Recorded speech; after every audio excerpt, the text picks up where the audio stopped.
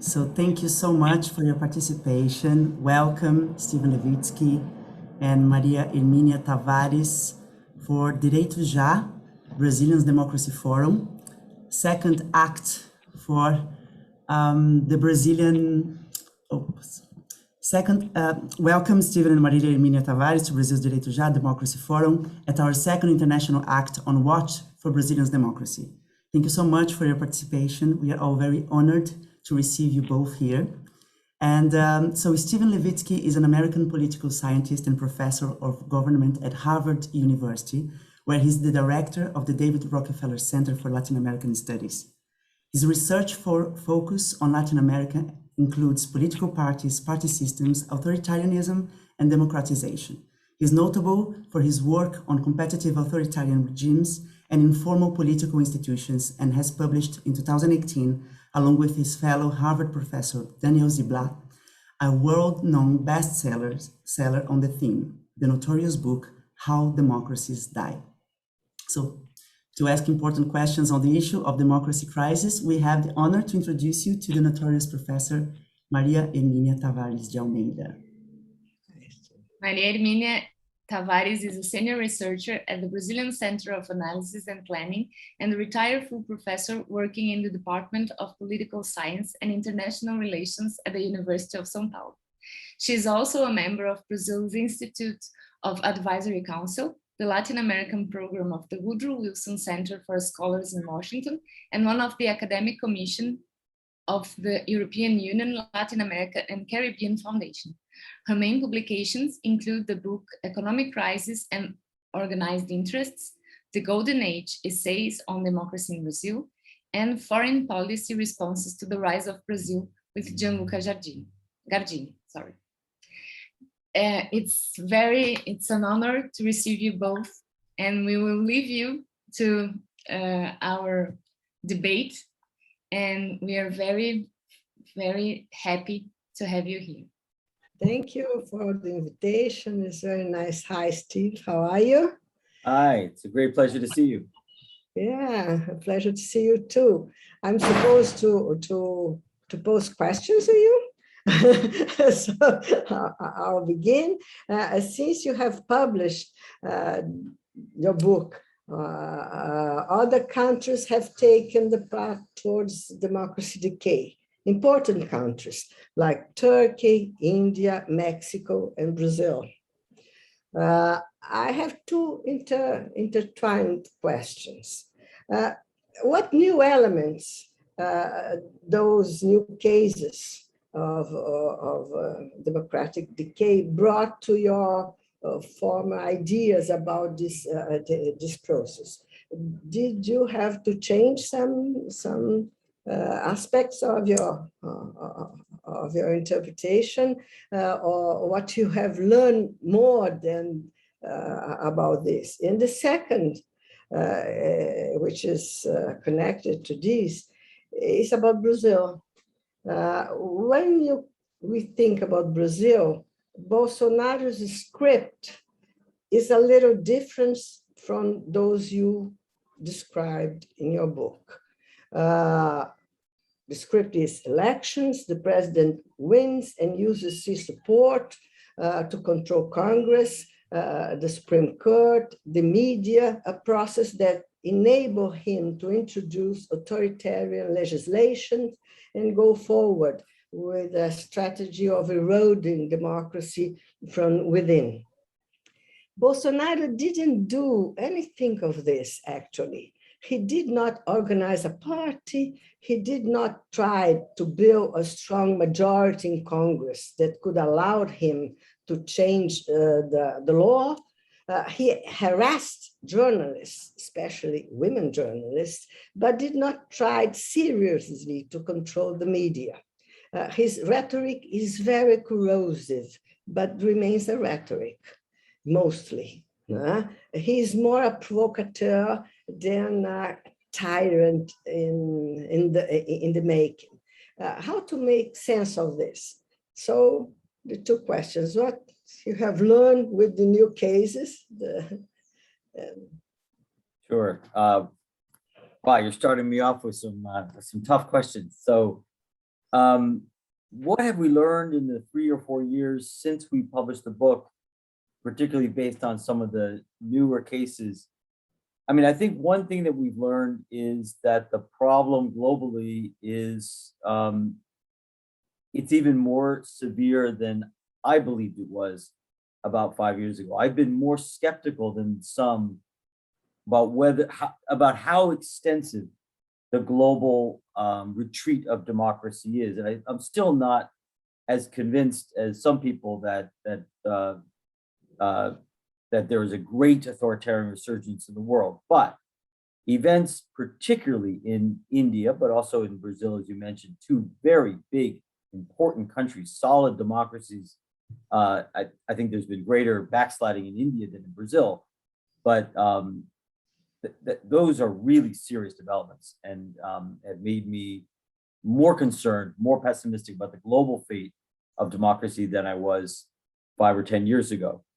One of the things that I have learned since writing the book, looking at the US case and the India case, I'll get to Brazil in a second, is that it's not terribly common for democratic parties, small d democratic parties, established political parties that have competed in elections for decades, to evolve into authoritarian parties. Most of the assassins of democracies are either armed groups that are not political parties, or they're personalistic leaders who don't really have parties. Maybe they built their own parties, or they're parties, like say fascists, that were authoritarian from the beginning.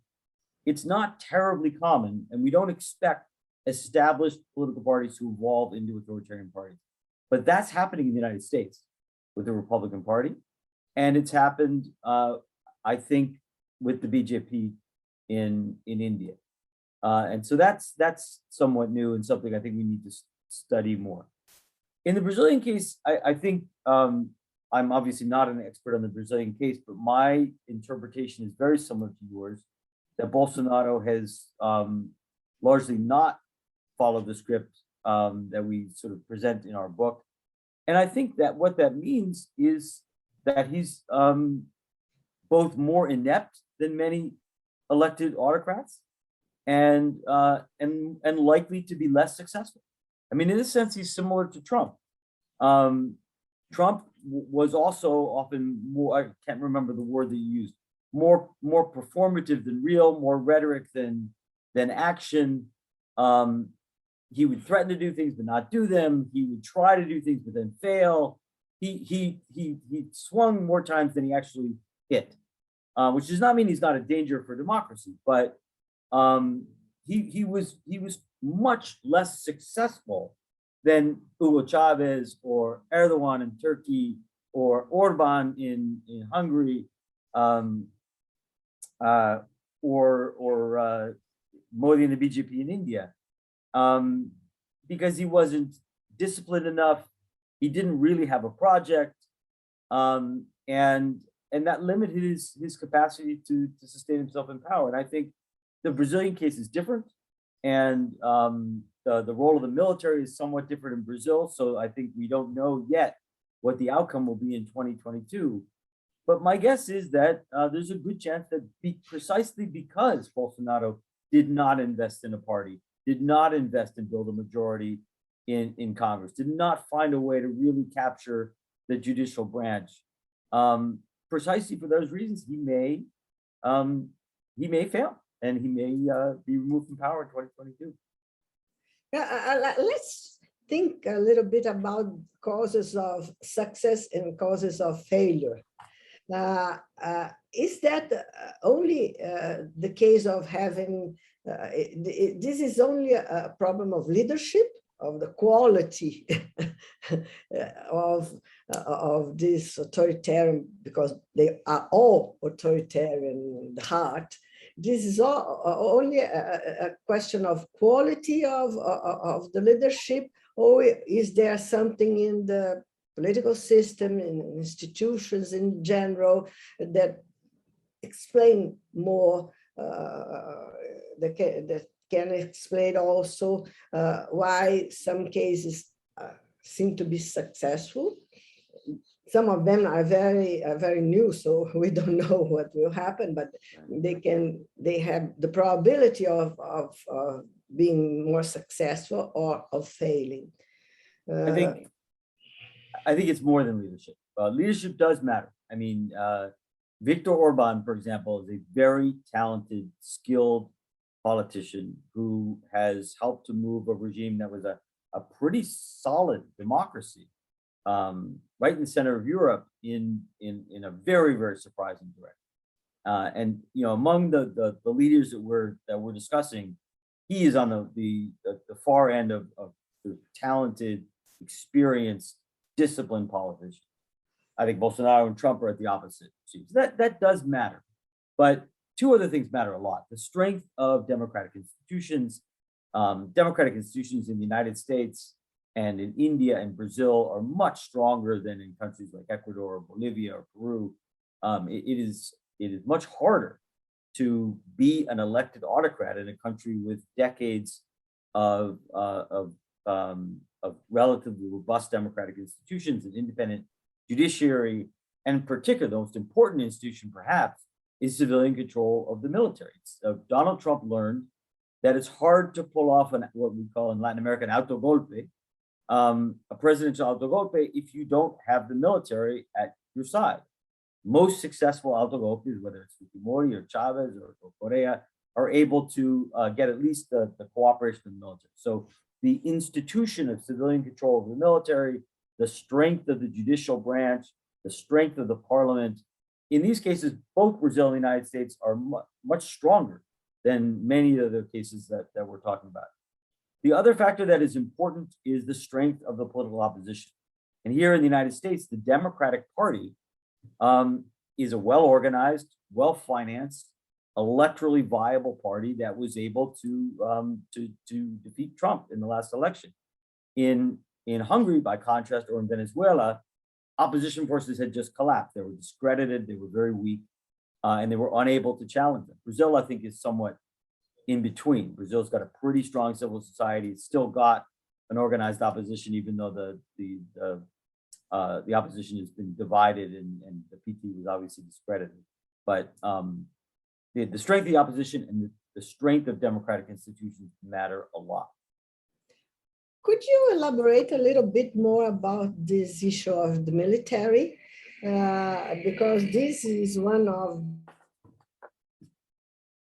the points in Brazil. If you could put it in the comparative perspective, compared to other countries and the relation of the autocrat to the military will help us to understand where we are. Well, it is the only case, well, I guess there are two cases contemporarily where elected leaders in parliamentary systems have moved in an authoritarian direction without help from the military. And those are India and Hungary. But in general, imposing oneself, stealing an election, for example, as Donald Trump tried to do, and as it appears Jair Bolsonaro would like to do, or closing down the Congress, as Fujimori did in Peru, or as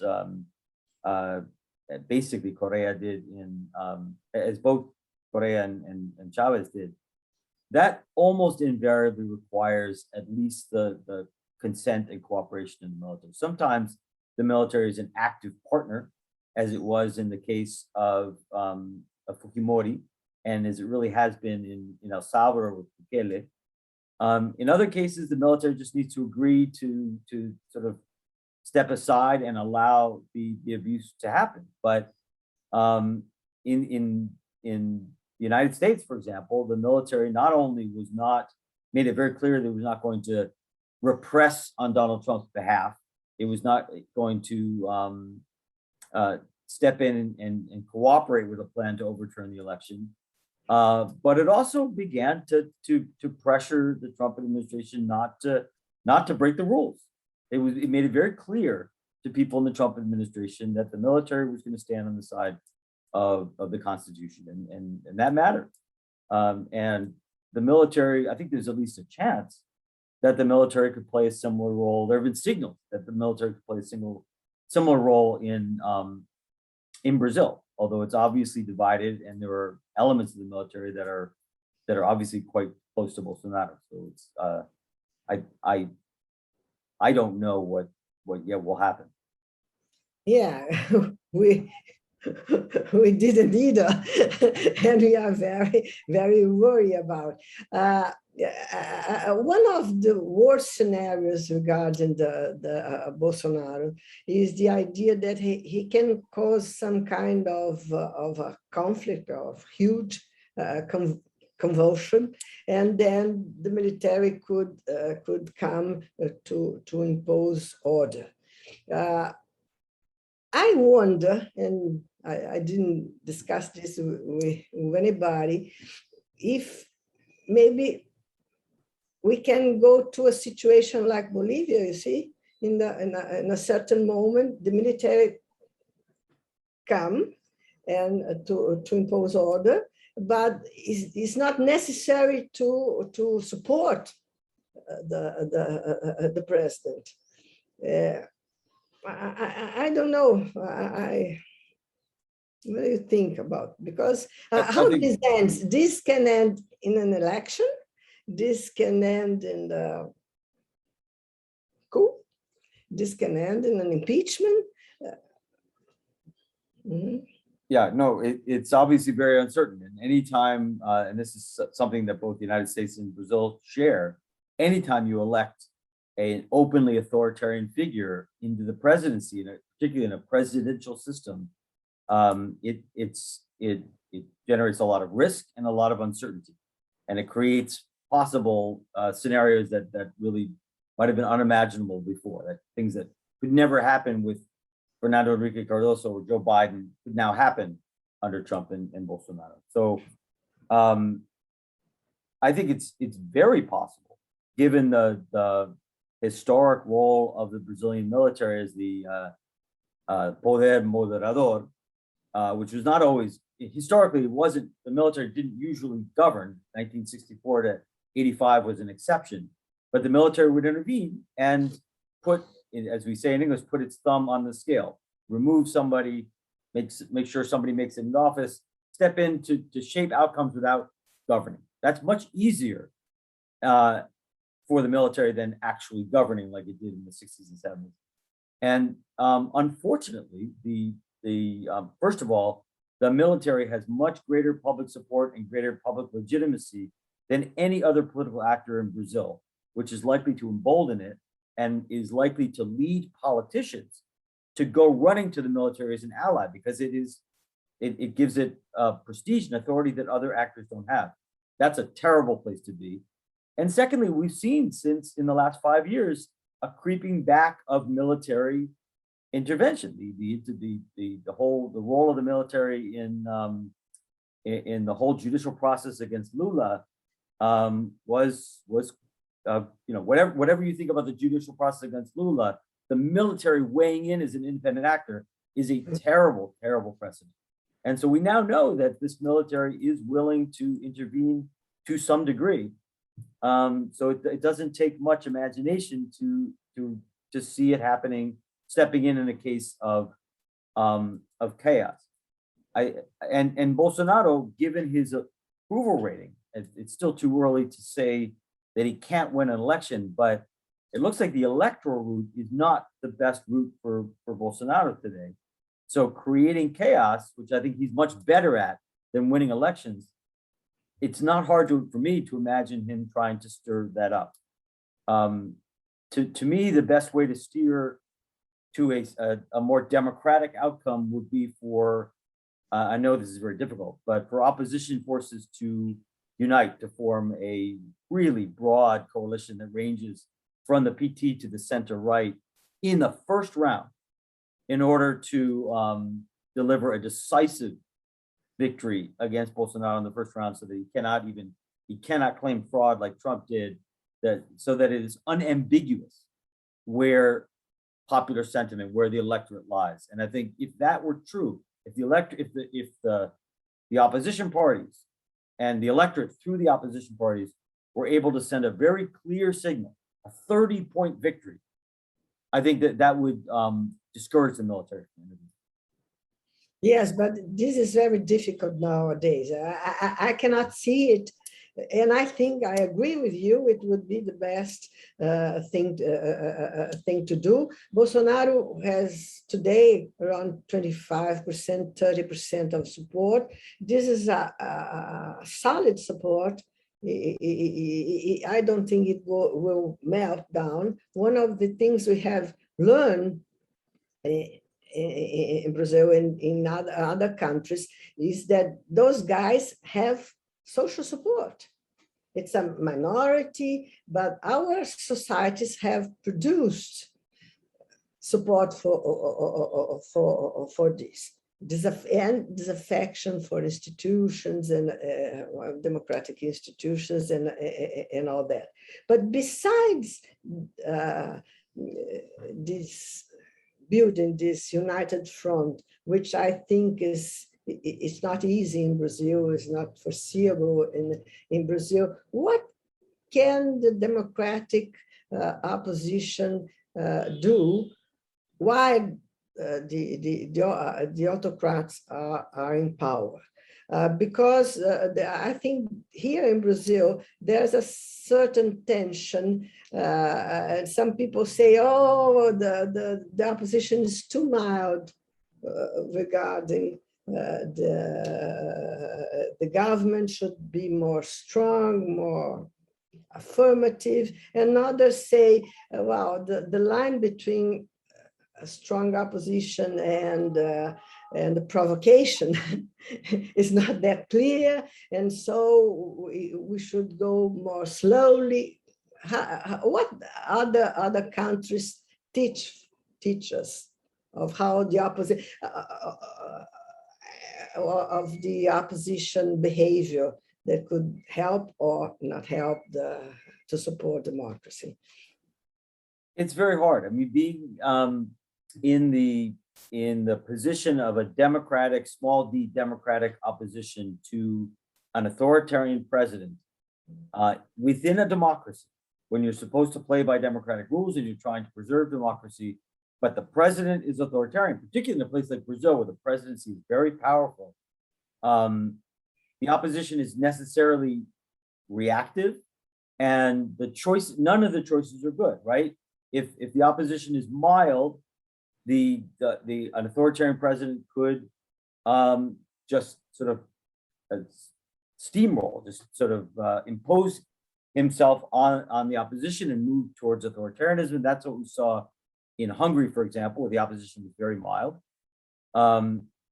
Alternatively, the opposition could move very quickly to try to preemptively remove the authoritarian president, maybe even via a coup. That can fail, as we saw with the opposition in Venezuela in the early years of Chavez. I think we're about to see something like that in Peru, where the opposition, the Castillo government hasn't done anything, but the opposition is ready to remove him. It's a very difficult situation, and there's no easy or good choice. I think that very often we've seen, and Brazil in 1964 may be a case of this, oppositions moving too quickly, so being very fearful of a president, of a government, and destroying democracy to save democracy. And the consequences usually are terrible. In Brazil, it was a generation of authoritarianism as a consequence. And I think in a democracy, if there are other tools available, or if there are institutional tools to resist the government, that's probably the place to start. What am I talking about? The Congress, the judiciary. And in Brazil, I mean, there's a lot to critique of the opposition, and obviously I'm not an expert on the Brazilian case, but it seems to me that compared to some of these other cases, the opposition in Brazil, for all of its weaknesses, has done a reasonably good job of preventing Bolsonaro, both in the Congress and in the judiciary, from getting away with the worst abuses. And the vote in Congress a couple of weeks ago on the paper ballot was an example of that. Congress has not let Bolsonaro approve authoritarian legislation. And so, I'm not going to say the opposition has behaved perfectly, but democracy survives in the year 2021, 3 years later in Brazil. So I think the record of the opposition has actually been relatively good. Yes. Well, anything more that you want to say about all this, and like a message of hope?